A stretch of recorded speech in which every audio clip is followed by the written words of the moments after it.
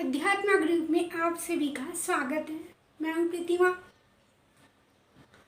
एक सत्संग ऐसा भी, एक सेठ और सेठानी प्रतिदिन सत्संग सुनने जाते थे।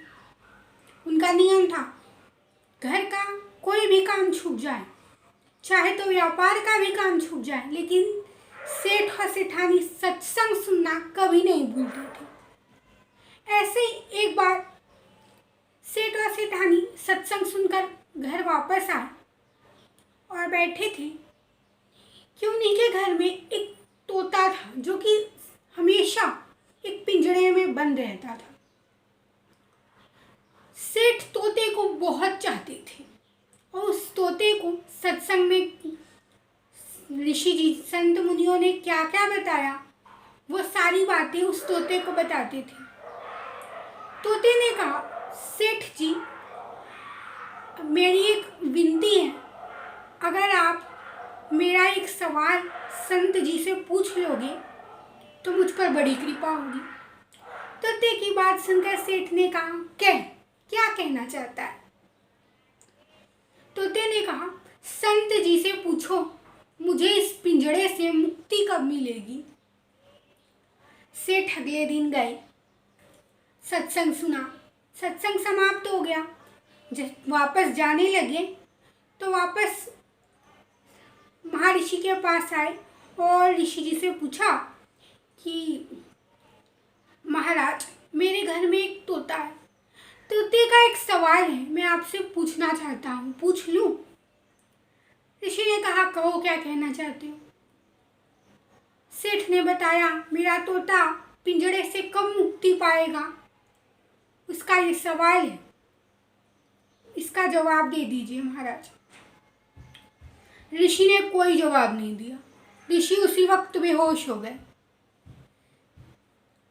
अब सेठ जब घर पर वापस आए तो तोते ने कहा कि सेठ जी, आपने मेरा सवाल ऋषि मुनि से पूछा?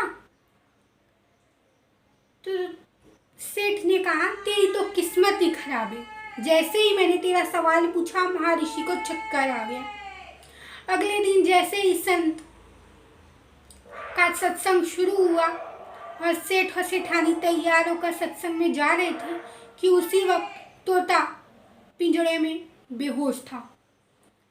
सेठ ने उसे पिंजड़े से बाहर निकाला, उस पर पानी वानी मारा, देखा तो तोता मर गया है। और जैसे ही मरे हुए तोते को बाहर निकाला, तोता उड़ गया। तोते के उड़ते ही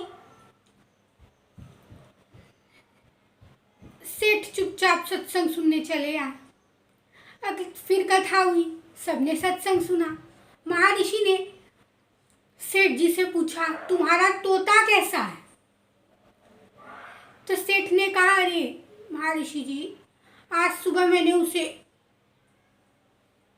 मरा हुआ समझकर बाहर निकाला, जैसे ही मैंने बाहर निकाला वो तुरंत उड़ गया।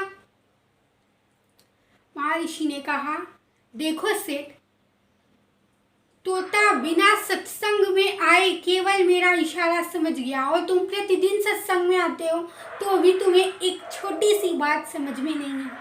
सत्संग में आने का अर्थ होता है कि हम अच्छे कार्य करें, अच्छी चीज़ें सुनें।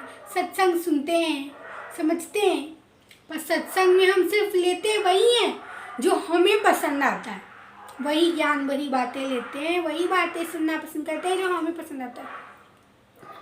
इसके अलावा सत्संग सुनने और देखने से कुछ नहीं होता, सत्संग को अपने जीवन में उतारना पड़ता है। अगर आप लोगों को ये कहानी अच्छी लगती है तो इसे लाइक करिए, सब्सक्राइब करिए, शेयर करिए, हमें बताइए आपको ये कहानी कैसी लगी।